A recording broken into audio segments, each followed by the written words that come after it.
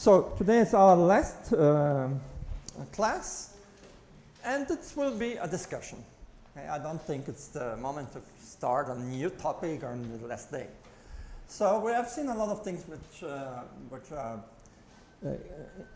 with ecology and ecological problems. At the end, we also studied some epidemiological models. And there's an area of ecology and epidemiology, which is called disease ecology, which is connected to the ecological effects on diseases. For instance, how biodiversity can affect or not the emergence of new diseases or the endemicity of certain diseases and so on. And on top of that, disease ecology has been particularly connected to climate change. So global warming, or more broadly, climate change. So now what I propose this class is you will, I will ask questions and you will answer. I will try to induce you to a discussion. So there's a lot of hype going on saying climate change has to do with something with diseases, new diseases, re-emergence of diseases.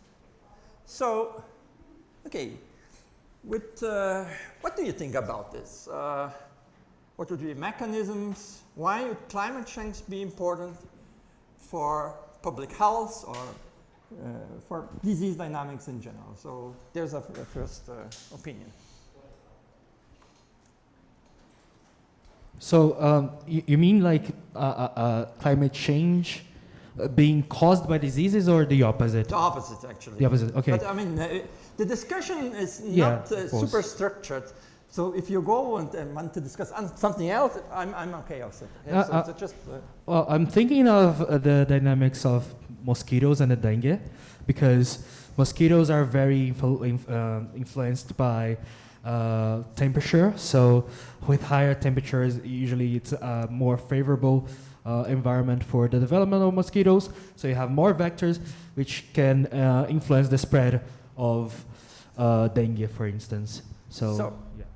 Dengue is actually, it's a classical case which we expect to be influenced by climate change, but let's talk more about dengue. Okay. So first, your answer. No, I was going to change the subject. Okay, so you are the next. Let me just talk about, because dengue, there's a range where you find dengue, okay? And there's a range where you find mosquitoes, which is not necessarily the same, right?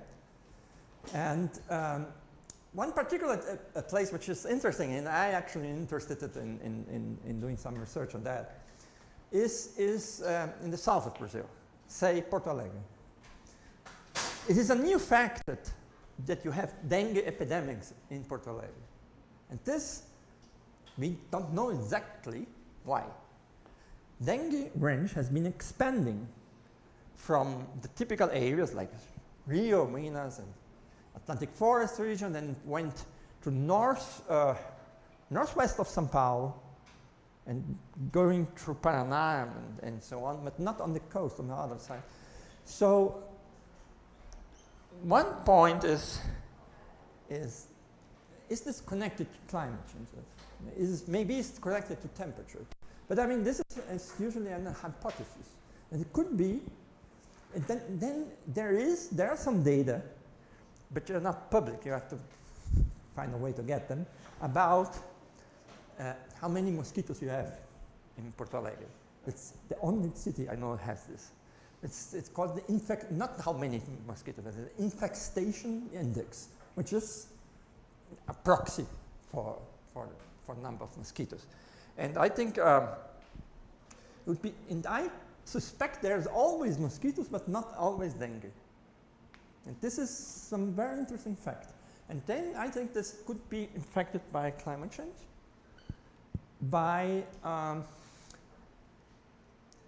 because if the temperature is too low,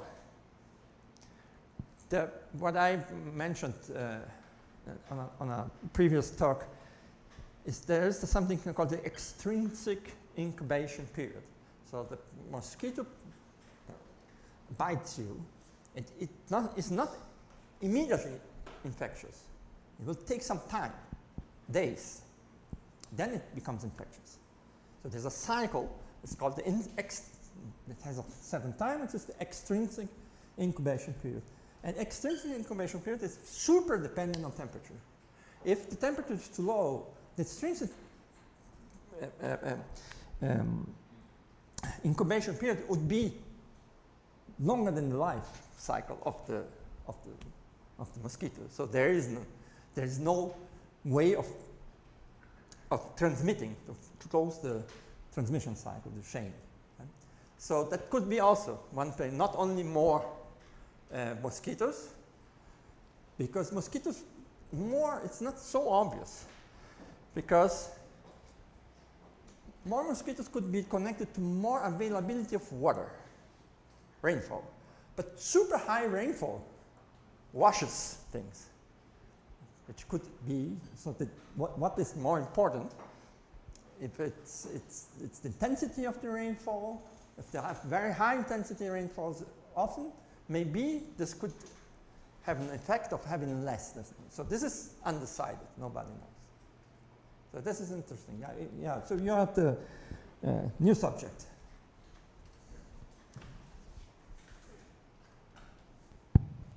When you said about climate change and diseases, two things came to my mind. One was that with the invasion of humans into natural areas and forest areas, we're going to be inevitably exposed to pathogens that occur there, and that those pathogens could become infectious to humans. And also, I'm not really, I don't know much about it, but I've seen some concern also about viruses becoming, viruses or other pathogens that are frozen in the polar zones of the globe, that they could be also re-emerge because of the melting of ice. Yeah, so this is, okay, these are two things. The second one is actually pretty much related to climate change. There is this concern about bubonic plague, actually, in Siberia. But well, bubonic plague, it's not so much a problem. You have antibiotics, so it's bacteria. So bacteria, I mean, we have problems with bacteria because we can have resistant, but those bacteria are probably not resistant because they have never seen an antibiotic. So this is, but I don't know, viruses, I don't know. I know about the story about bacteria. The second one is not, it can be connected to climate change, but it's more change of land use, the form you use the land. So this is also super debate, because what you expect is if you have more contact between wilderness and humans, and this could be the opportunity for spillovers from insects. So climate change has a lot to do with insects, but not only. Okay? It could be something else also. But it's not always obvious. I know the case of cutaneous leishmaniasis, which is a problem, because although you don't die from it, it's a problem. And there have been statistical studies, which are typically things that things like Andrea actually works, which is trying to determine which are the main factors explaining the places where you have leishmaniasis and where you don't. What are the main, I mean, you try 10 of them, you try to see the statistical weight in the explanation given by certain causes. Actually, that was not one of the main causes, the contact. So one thing that could be important is how you measure this. So you can have the edge of the places is a measure of fragmentation and therefore probably contact between man and the wilderness. And it didn't happen to be very important as explanation. So I think also that you have to have more contacts, but in this case it was not so clear. Eh? But yes, in general, that's what you expect. You expect that more spillover possibilities. Just to mention one thing, spillover can have to do, let's think about what happened with COVID. So you have the bats. I'm not good in biology enough to know why bats have so many viruses, but they have. And then somehow these bats didn't have much contact with humans. It's not a direct spillover. It's a chain that has something to do, which is not necessarily with climate change. It's human activity, in the sense that if the bat goes through an intermediate, the virus goes through an intermediate species, and this intermediate species can be consumed by men, by humans. And this is probably the way that this happened. And other things, like the SARS-CoV-1, the SARS, which we could stop. Okay? That is probably connected to emergence through contact with animals that have been either farmed or not. I can't remember. And these animals are for fur production. And they take the fur of the animals alive. And probably this is a very dangerous situation that could be avoided if you stop with this, for instance. So. Just a question about leishmaniosis. How is it transmitted again? Leishmaniosis, how is it transmitted again? It's a protozoa that is transmitted by flies, sandflies. Okay? And it is not a disease of transmission from human to human. It's just a zoonosis which goes on with the flies and small rodents. And then therefore it's very difficult to control this, because you can control human behavior, not rats. I don't know who raised first hand. I think it was you. Yeah. So I was thinking about that relationship between climate change and health not always being obvious. I said hi, yeah, when you were commenting, because I thought exactly that. What Miguel said was mostly about landscape change, then related to climate change, but then we have a lot of like global changes happening at a fast rate in the last decades that it's kind of difficult to sort something out there. But there's something that I'll just throw in here, like temperature can interfere in your blood glucose level, and that's like not obvious, but if it's a hotter day, I could have a higher risk of hypoglycemia, and that's like how is that related to global change, or might be, I don't know, but there are some health conditions, like we're animals, and we have our limitations in terms of what temperatures we can take, and we evolved in some landscapes. So I often think about that too, like will the extent of viable habitat for humans diminish a little bit too with these changes? Yeah, that was just something I wanted to throw in the conversation. Yeah, okay, many things.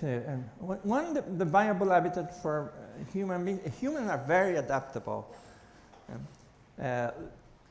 because we regulate temperature. Okay, there is a problem if you have, there's a relation between temperature and mortality. So you could raise mortality, but to what extent, I don't know. I don't know if this probably has been studied, but I'm not aware. Yeah. So, and the other things is change of the landscape structure, which can also be induced by not only by human activity, can also be induced by climate change. Yeah. Okay, so this, for instance, if you have regions where you have very high increased rainfall, for instance, it changes the landscape literally, and can give rise to more habitat for mosquitoes or for other vectors. Right? Could be. But not all, and I remember one thing, not all climate change is necessarily, will always increase the risk. There is this case of cutaneous leishmaniasis where it's not so much temperature that's important, but it's the seasonality. And you have cutaneous leishmaniasis essentially in Amazonia, where the seasonal sign is not so strong. There is a season, obviously, but the temperature the amplitude of temperature change is not so much. So one thing... A gente conseguiria subir esse telão? Pode, eu não preciso dele.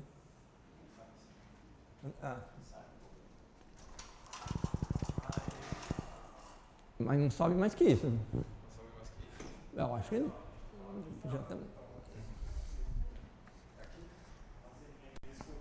Tudo bem. So, for leishmaniasis, it's very important that you have leishmaniasis where you don't have big temperature differences between seasons. So you don't have much, for instance, southern Brazil doesn't have cutaneous leishmaniasis. You have essentially two regions which are important, which is around Salvador and in the Amazonas region. And so one of the possible effects of climate change is to enhance the seasonality effects. Therefore, it's predicted that the area where you have leishmaniasis should shrink, should decrease in this case. And so this is a counterintuitive case where the climate change has a positive effect on one of the things. Maybe the only one. So first him and then you. So first I'm going to add a comment about the land use effect on diseases.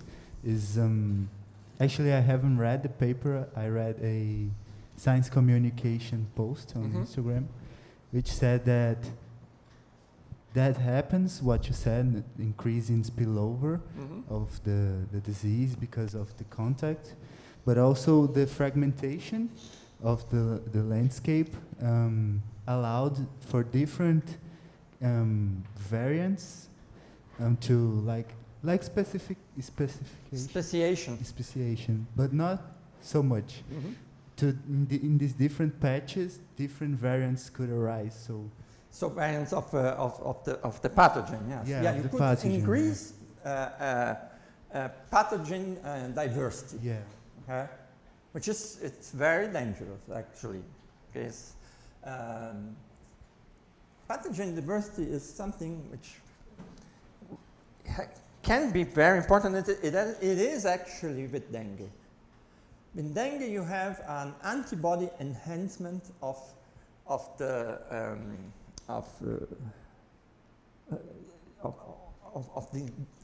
disease. There's a technical term I can't remember. It's an antibody enhancement of something. But the fact that you have antibodies for one of the serotypes is dangerous if you get in contact with the second serotype. And actually, the antibodies favor the entrance of the second one, and then when you have this serious cases of dengue. That's the classical example. But you could have diversities, and you could have a higher number of more variants could serotypes or variants, it depends on the disease, could be a fact that could allow for not new diseases, but maybe mortality to diseases. Yeah. So, Yen, it's you. Wait, just okay. I also have one question. Yeah?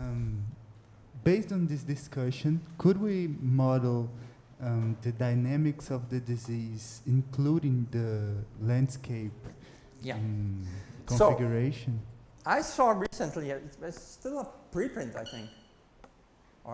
But it's something that will appear in Science or Nature. It's a very important thing. Which is using climate models. This super enormous climate circulation, everything, okay? We're using climate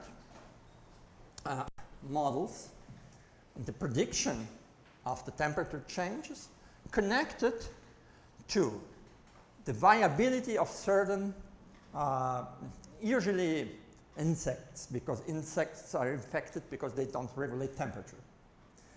And which could make the ranges of where you find a certain vector, let's say, not only insects, could be ticks, for instance, that could change the ranges. And then you could have new encounters between resident species, for instance, of mammals or whatever, with migrating mosquitoes. So there is some simulation of that. It is not a model like ours. It's a statistical model about what determines the occurrence. It's not the dynamics of the population. It's just occurrence or not of a species. And the result I saw is that you have initially the result is two big hotspots. One is Southeastern Asia, and the other one is Amazonia. But then there is a second analysis about the ability, because the mosquitoes or whatever animals which will change the range of its occurrence, has to be able to actually change in a sufficiently fast way its range. Because it does not depend only on the temperature, it depends on vegetation and many things. Then, but what they claim is that if you take into account this ability to change, and I don't know how they actually do calculate this, I think, then Amazonia is not anymore a hotspot. I think because of the kind of forest, it is somehow very different from the hotspots where in Southeastern Asia, where you don't have such a big thing. You have, Indonesia has a lot of forest, but in general, there's more urban environment. And so preservation of Amazonia would be very important in this respect.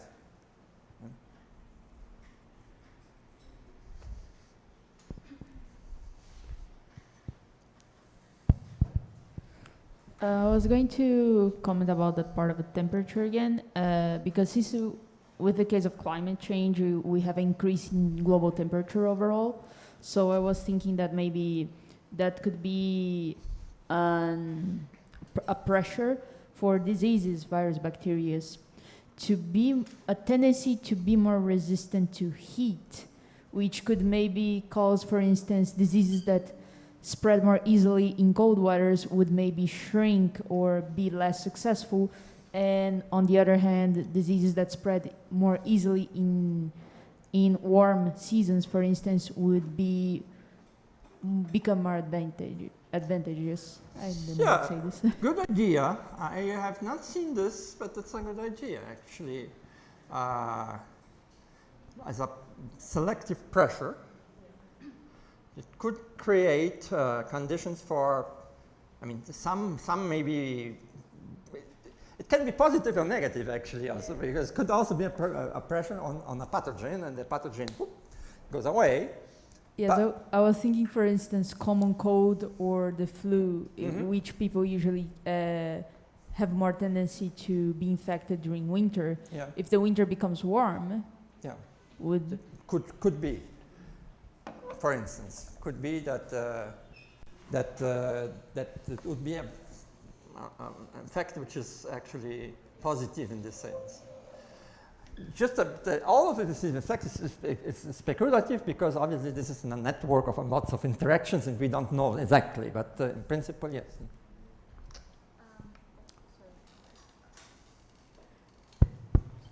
I would like to know if I understood correctly. In Brazil, there's more dengue in Porto Alegre? No, there is no, main places where you find dengue is usually Bahia, Rio de Janeiro, Minas Gerais, Okay. Atlantic Forest. The point is there was no dengue. 10 years ago, it's very uncommon that you have dengue in Porto Alegre because it's too cold. And now you have, not every year, but in some years, you have dengue epidemics in Porto Alegre. Question is, why? That's the open question. Why are there years where you have for instance, in Rio you have all years. Why is it that you have some years with dengue and some years without dengue? Okay? So this is question mark. I think that there's always the mosquito. It's a place of occurrence. But maybe it is not sustained transmission over the winter, and you can have a dynamics of reintroductions, new. It's not that, for instance, in Rio you have always a certain level of dengue. Even in the cold, the virus is still circulating there. It's less transmissible, but the virus is there. Okay, there's a problem transmitting, but it sits. And maybe this is not the case in Porto Alegre. Maybe after one epidemic, the virus is not present anymore, or it's in very low levels.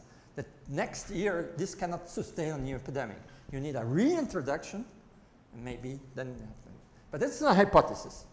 And what's the temperature in which the dengue is presented? What's the temperature in which the dengue is presented?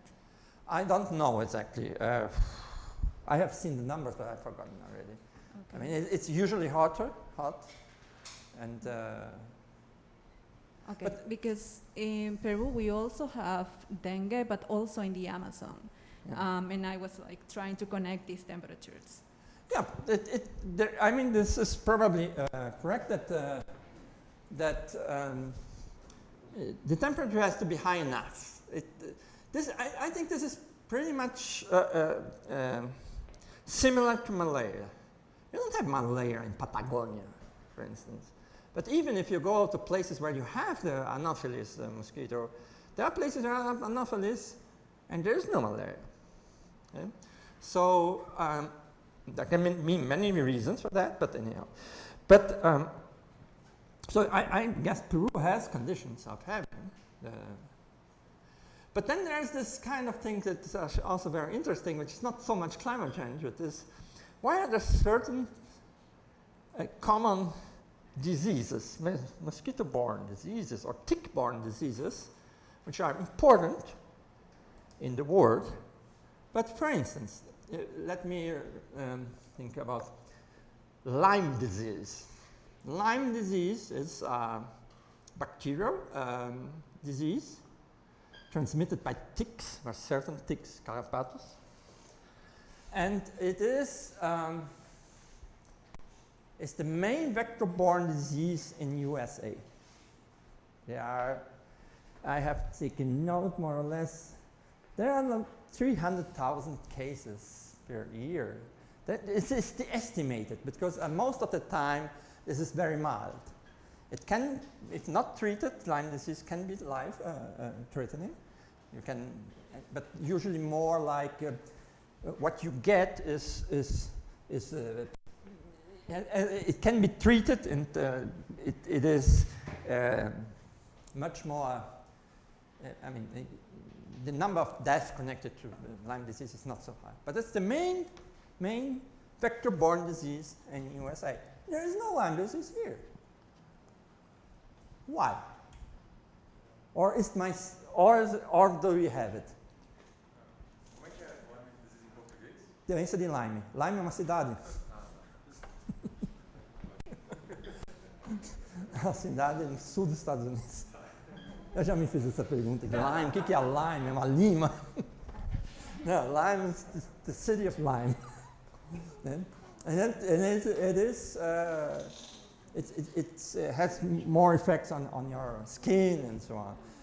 So, but why do you don't have the Lyme disease here, right? If you go to the statistics of Lyme disease in Brazil, it's null. There's about 1 case, 2 cases. So why?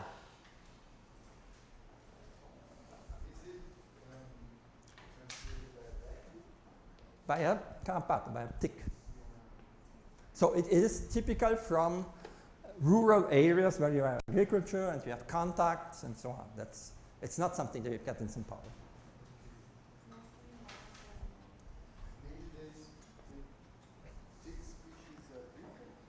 So one possibility is the species are not the same, the ticks. Right? And actually there is a very strong difference in the US also between the northeastern part, Massachusetts region and so on, where you have a lot of Lyme disease. And you go south, in direction to, say, Alabama and so on, and you don't have anymore so many cases. Now, one thing is the difference between the behavior of ticks in different regions, and apparently in the south, the tick that dominates the situation there can transmit, but it hides, and therefore it has not so many connections to humans. So this is a hypothesis they have there. But actually in Brazil, there can be many explanations. So first, it's underreported. Okay, could be underreported. And there is a different but disease which is called the Baggio-Yoshinari syndrome, which is the Brazilian Lyme disease that people have. It is much less frequent, but it's severe. So it is, this kind of thing is also very curious because, you know, this is not climate change anymore, okay? But the explanation why you have some diseases in some places and not in others, it's sometimes difficult to do. For instance, there's one very important case of West Nile virus, which is transmitted by mosquitoes culex, which is transmitted between birds, mosquitoes, humans, so a chain of connection has to happen. No human case known in Brazil. And it's known in all Europe and North America. So we have colics. So not clear why. Okay? One thing is, it is an arbovirosis. It's a flavirovirus, and it's a very common, a disease which is very similar to dengue, to Zika, to chikungunya, and maybe it's not been tested for West Nile virus, and maybe it's not. Maybe it's circulating, but it's not detected. Yeah. I just wanted to ask you back the opposite question. Why should we expect Lyme disease in Brazil? Sure, because we have ticks. So in principle, I mean, it is, Lyme disease is widespread, and then you could have situations like where you have for instance, inner Australia, it's a desert, there's no ticks, there's no Lyme disease. But we have ticks, and we have agriculture, and we have in principle everything that could provide a way for Lyme disease to be introduced, but we don't have. So, open questions. And the same thing, more or less, with West Nile virus. And West Nile virus is this kind of infection that can be confused with dengue, chikungunya, and so on, and or yellow fever even. And it is usually mild, but it can progress to a severe situation where you have encephalitis. You get an inflammation of your brain, and you have neurological problems that can stay for life.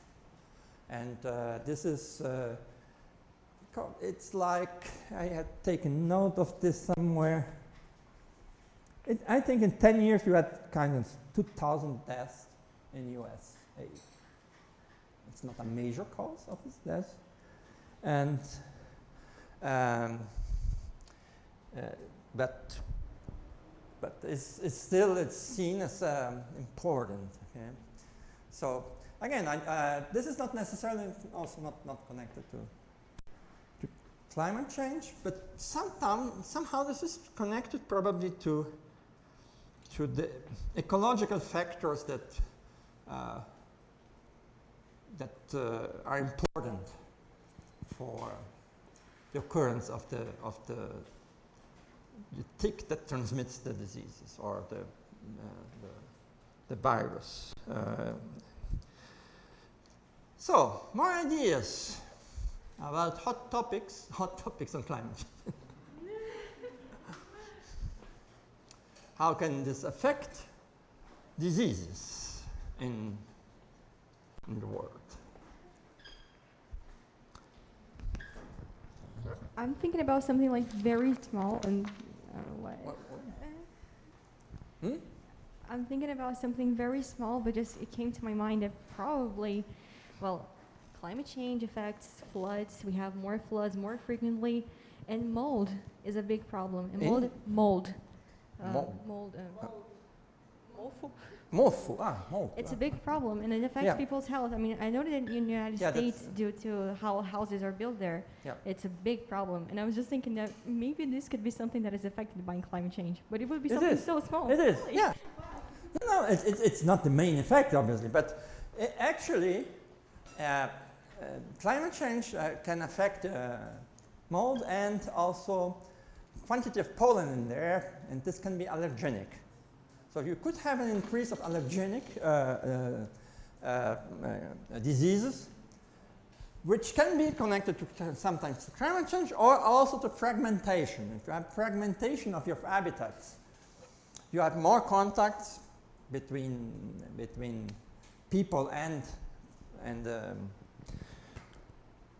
in the vegetation, and there could be more an increase of allergenic diseases. Okay, I've seen this. I don't know how well this is established, but this is one of the things that has been discussed. So, yeah.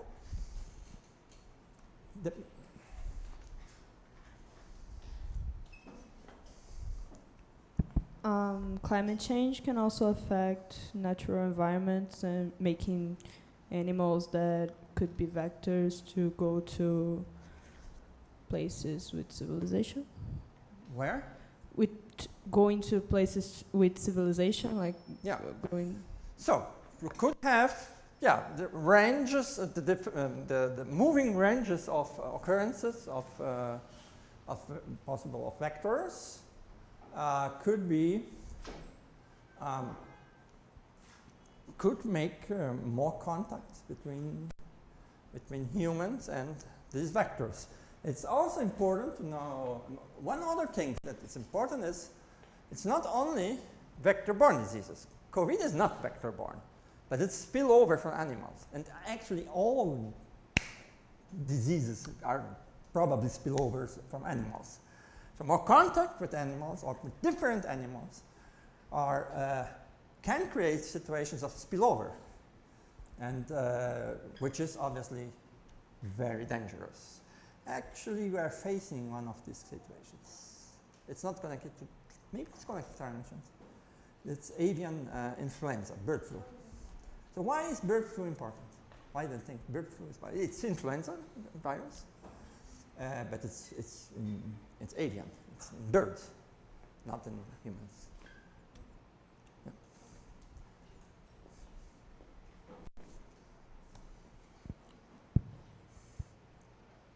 No, the question was very generous, and I thought I had an answer, but I don't. But like, I was just thinking about industrial farm production, which is also not related to climate change, is also another way that we're like affecting the environment. But avian flu is highly related to industrial agricultural factories and industrial agriculture. I mean, why am I having a hard time intense saying farming, this? intense farming. Intensive farming. And then that's actually been a sort of like cause for preoccupation, I guess, because you have a lot of animals and they're confined, and then you have a lot of generations of animals, and then you have a lot of contact with a lot of workers who are also in poor health conditions usually because it's not a good work.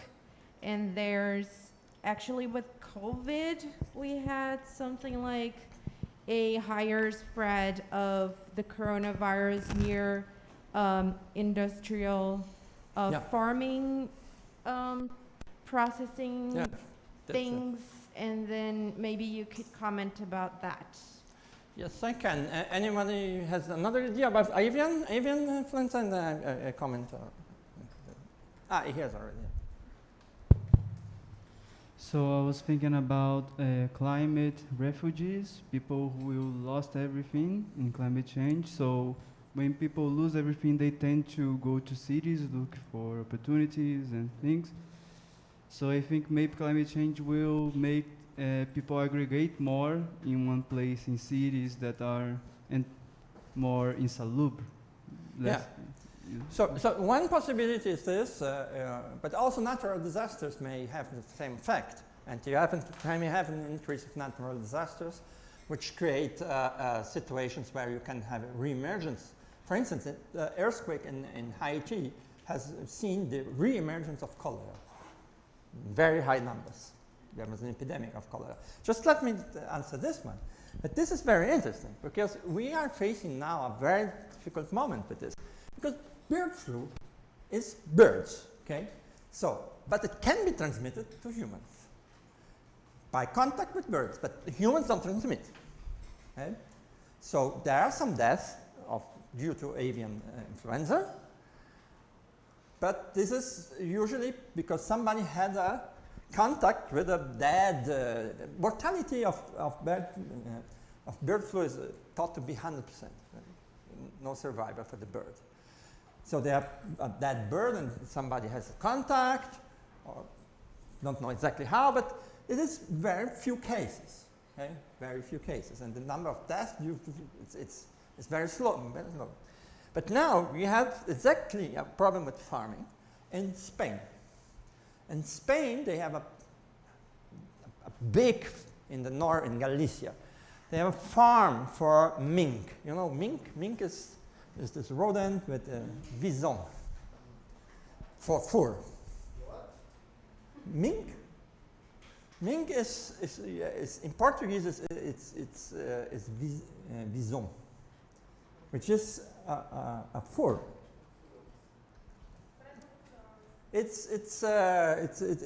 usado para estola de pele. Okay, this is mink. And mink, they are incredibly, I mean, they are curious because we had a problem with a mink farm in Denmark because mink got COVID.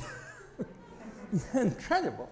But what happens in Spain is that there is an increased mortality with the mink. So what they thought, let's test for COVID. No COVID. Bird flu. Transmitted between mammals, not with no birds anymore. This is very dangerous. It means that the bird, that the virus has adapted to a transmission between mammals, which is thought to be respiratory airborne. And this is very important because it means that there is a possibility of adaptation to mammals. Okay, it's mink, not humans, but anyhow. Mink are usually, they get a lot of things, but so this has raised people's attention to, this is very important. So obviously they killed all the mink, 51,000 mink. Because and then there was the problem that Uber killed them, yeah? And okay, they have this equipment for the people that have manipulated, they have quarantined these people, they high quarantine and so on. It seems to be solved in Spain. This was in October. And, but this is a very important fact because there is a very high incidence of bird flu in birds. There has been an increase. Therefore, there are more possibilities of spillover. And if there's possibility of spillovers that would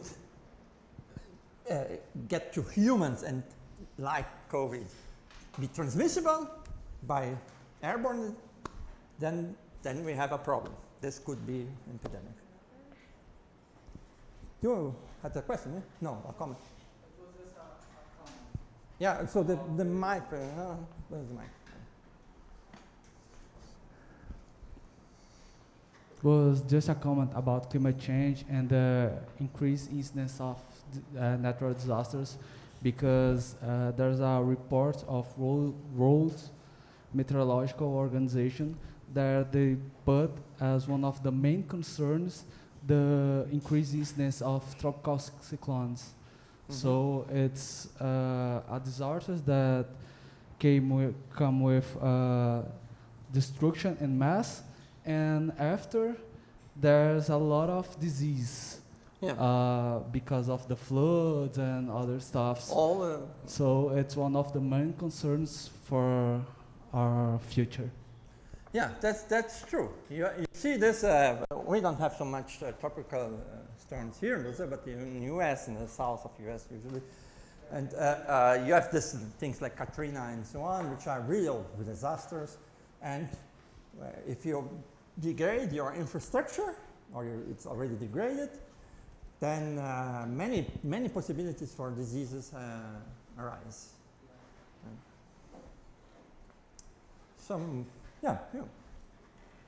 Okay.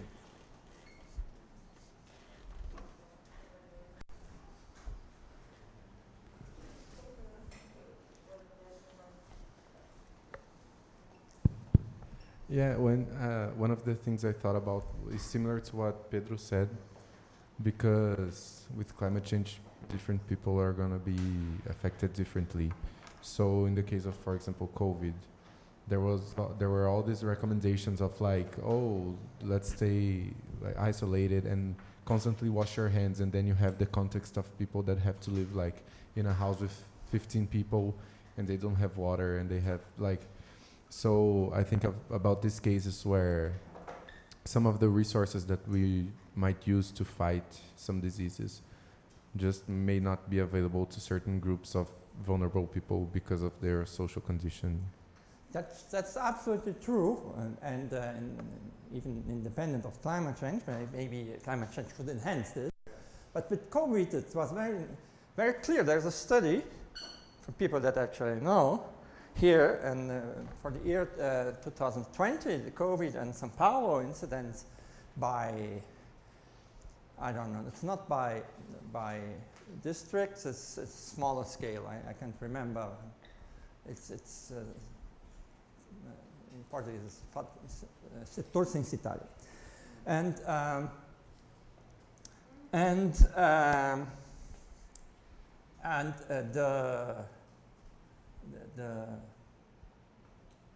The incidence or the prevalence, if you want, it has a very strong social conditions factor associated with the regions of the city. Poorer regions had a higher impact than the rich regions. But there are, because this is a difficult study, because if you take too large the regions, this is why this thought the sector censitário was important. If you take the districts, we have 91 districts, a lot of districts, but they are districts that have so heterogeneous. Maybe they have slums, but they have rich places, so you cannot associate completely. You say Morumbi, it's a district. Well, you say, oh, Morumbi, everybody's rich. No, but there's also Paraisópolis inside, which is, then you don't know. So that's why what's important in the study was, it is at a level that you can discriminate, that this place is more or less rich or has better infrastructure or not. And this is true. And this is also true from at the global COVID, not only COVID, but other diseases also, that there are obviously places where people could not just stay at home, okay?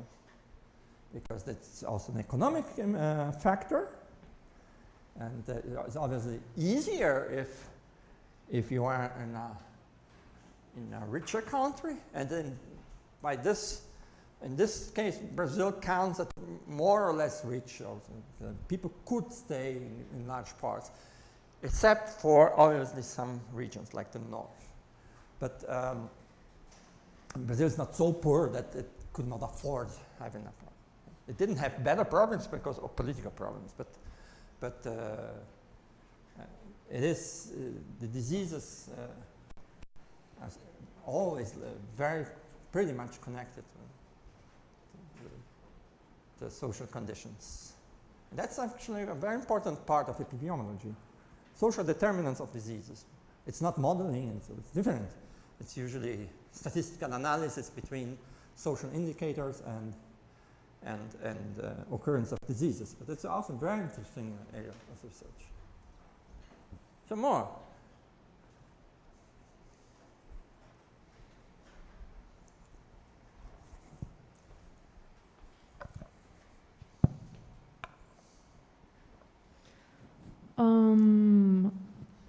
Also, with climate change, we have a big problem with nutrition. With?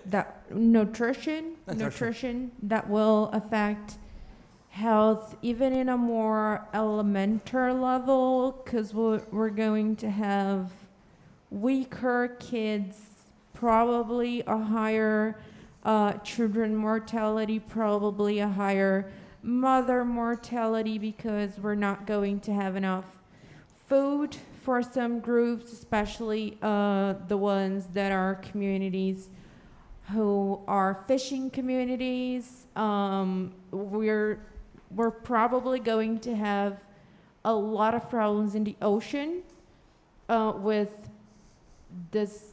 It's likely that we're going to lose our coral reefs by what we know so far, and that's going to have huge implications on fisheries, and especially for those communities that are already affected by industrial fishing. Maybe you could talk about that, and you could talk about that connecting to what Wolf said about, you know, at the same time we have a lot of fishing communities who are living in islands, and those islands are probably going to vanish too, and they're going to live in the city. There's like this. I think this is a more long-term, not like dengue is now increasing in Porto Alegre, because this is connected to insects which go very fast. But on longer term,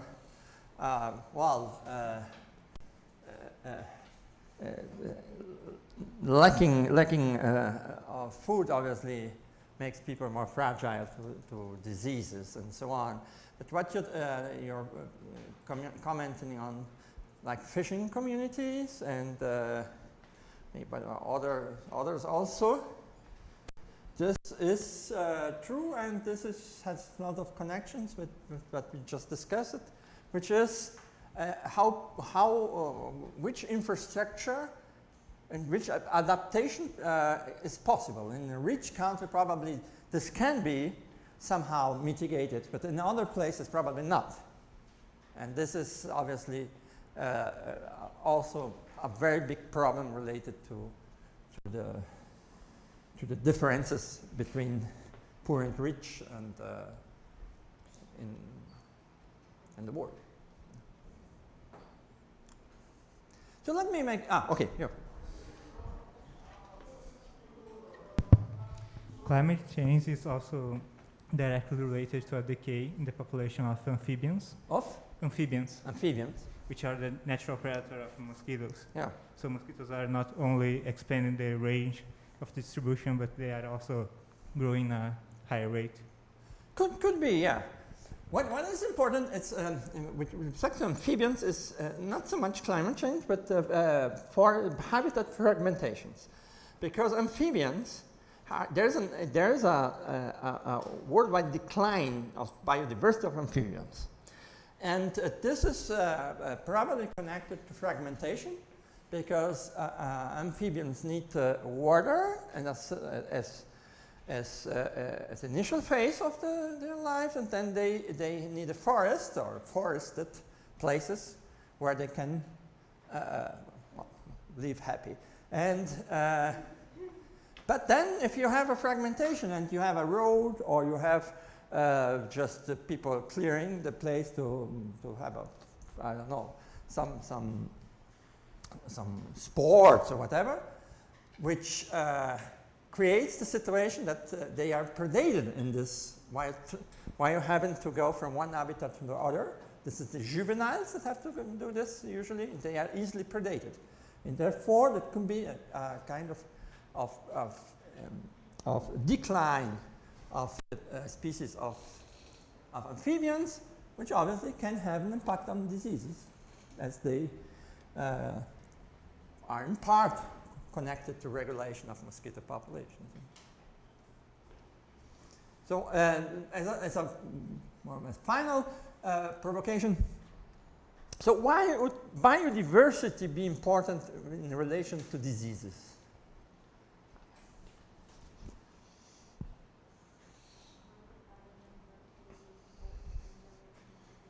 Or maybe you think it's not important, it would also be. Biodiversity, having a lot of species. Is this important? There.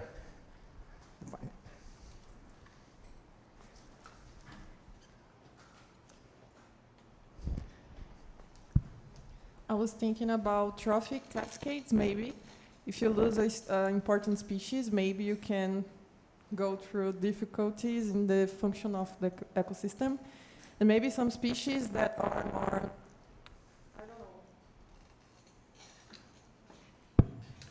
more, some species that are not controlled anymore.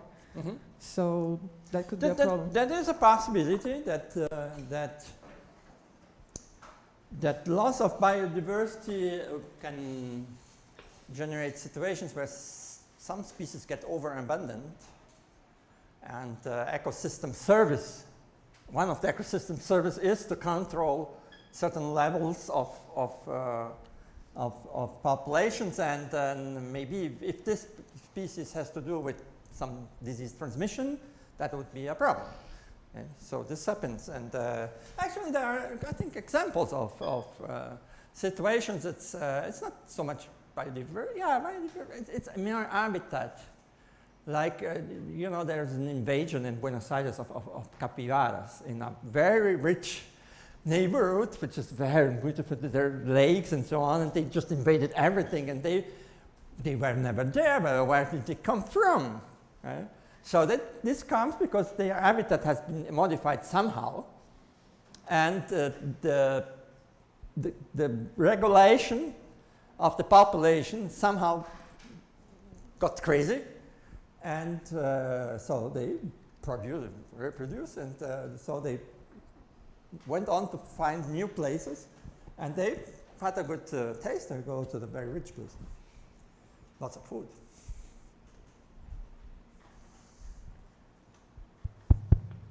So a lot of pharmaceuticals that we have comes from biodiversity. So if we lose biodiversity, we lose a lot of possibilities to treat diseases. Yeah, this is also true. Yeah, sure. There are species that are important to be there, and losing them would be very, very bad. Yeah. We saw many mechanisms through which other species regulate the density of each other. Yeah. And I was thinking about the development of new pathogens or pathogens that could transmit. Mm-hmm. If we have a really high density of one population, it is possible that variants could evolve faster, and maybe, like in the case of you just mentioned the minks? Minks. Yeah, it's something like that could happen. Yeah, that's possible, yes. Yes. Overabundance of certain species can have this kind of, we discussed that only humans were described by the SIR model, which an beta SI over N. And the N was because everything here in Sao Paulo, the typical time and the typical scale of the diseases is the same in a smaller city, so it's not dependent on the size of the total population. But it's not true for animals. Animals, if they can get packed, and then you have diseases like the salmon farms, for instance. So one other possibility is, which is connected directly to the diversity, is, for instance, take mosquito bites. Well, I'm thinking about malaria, actually. It can be taught for others. So the Anopheles has to have a blood meal. Yeah? So it doesn't care if we are humans or if we are chicken or whatever. He wants the blood. But now, when it bites, say, a dog, the malaria pathogen, it's a protozoa, how's it called? Okay, never mind. Plasmodium. It gets in a dead end because it is co-evolved with humans, and if it bites the dog doesn't get malaria, and those pathogens will die in the dog. So they sink. So now, if you have a lot of species, you have lots of opportunities for bites, But now if you lose species and you have essentially humans, then it will bite humans more frequently. So it's not that would be a kind of effect that there is a sink due to other species which do not go with the do not transmit, and this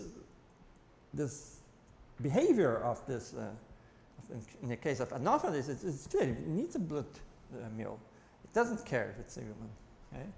So this is actually the people actually tried to use this in a situation in Africa, but the situation is much more complicated because there is the idea of it's called zooprophylaxis. Zooprophylaxis is you have a certain village and you bring in the animals, so expecting that the Anopheles will feed on them and not on you. Right? But actually, this is usually connected to areas near the forest and so on. It just attracted more Anopheles. Didn't go well. Okay, so but there is sometimes this idea of zooprophylaxis, but at least in this Africa case, that didn't work well. And then there's another kind of possibility is that having a biodiversity of insects can have an effect. It's called the dilution effect. Because if you have one species that transmits a certain pathogen and the others not, so what will be the success of the bites? So when we get a bite per day, we will continue to go to the beach and flow or anything. If you get 10 per hour, you will put on something or you go inside, you do something.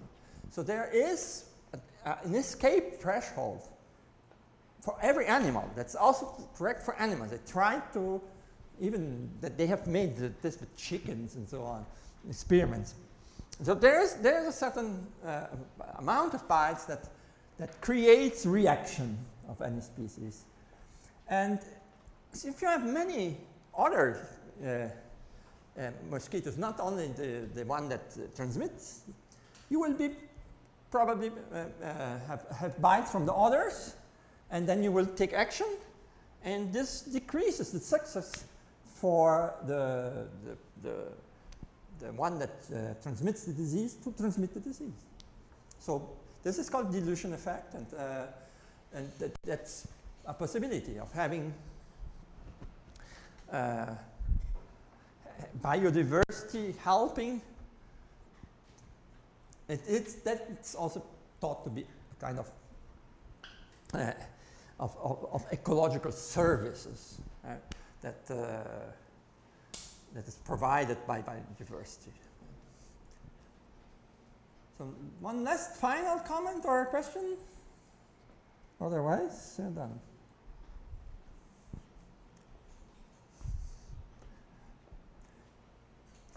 Okay, so thank you all for the presence and for the participation. This is the last class, but I will be around all the time. So if you want to talk to me, it's just I'm around. So thank you. I think that's it. Okay. Yeah, okay.